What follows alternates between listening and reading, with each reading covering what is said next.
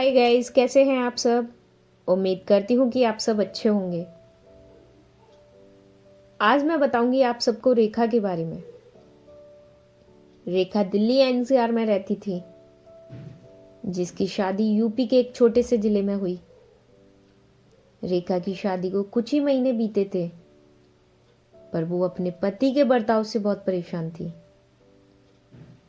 आए दिन शराब पीकर आना और रेखा की गाली गलौज करना, मारपीट करना, ये सब रोज का ड्रामा था।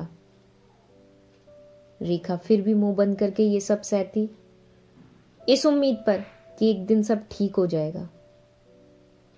पर रेखा के पति के अपनी भाभी के साथ गलत संबंध होने के कारण उसको गर्भावस्था की हालत में मार पीट कर रात को घर से बाहर निकाल दिया।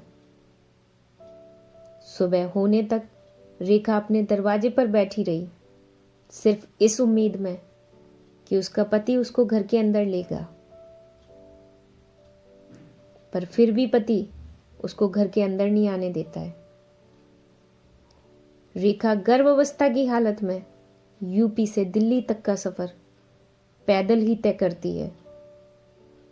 भूखी प्यासी कई दिनों तक सड़कों पर यूं ही चलती रही। ना तो उसके पास किराए के पैसे थे और ना ही खाने को। थकते गिरते पड़ते रेखा अपने मायके जा पहुंची कि तभी उसने एक बेटी को जन्म दिया। माँ बाप अपनी बेटी की हालत देखकर सिर्फ अफसोस कर रहे थे। आज रेखा एक फैक्ट्री में काम करती है और उसकी बेटी की देखरेख रेखा की माँ करती है। रेखा के पति ने रेखा और उसकी बेटी के बारे में आज तक जानने की कोशिश नहीं की। तो फ्रेंड्स, रेखा की आप बीती, रेखा की जुबानी। हेलो दोस्त, मैं दिल्ली की रहने वाली हूँ। मेरा नाम रेखा है। मेरी शादी उन्नाव में हुई थी। मेरा पति मुझे रोज़ मारता पीटता। मैं जुल्म को सहती रही। मैं गर्भवती थी। उसके गलत संबंध उसकी भाभी के साथ थे। एक दिन उसने मार कर मुझे बाहर निकाल दिया। मैं पैदल चलकर कुछ दिन बाद मैं अपने घर पहुंची। कुछ महीने बाद मैंने एक बेटी को जन्म दिया। एक छोटी सी बच्ची को अपनी माँ के पास छोड़कर फैक्ट्री में काम करती।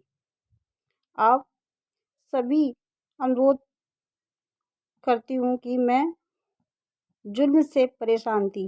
बहन बेटियों की शादी से पहले जानकारी ले लो।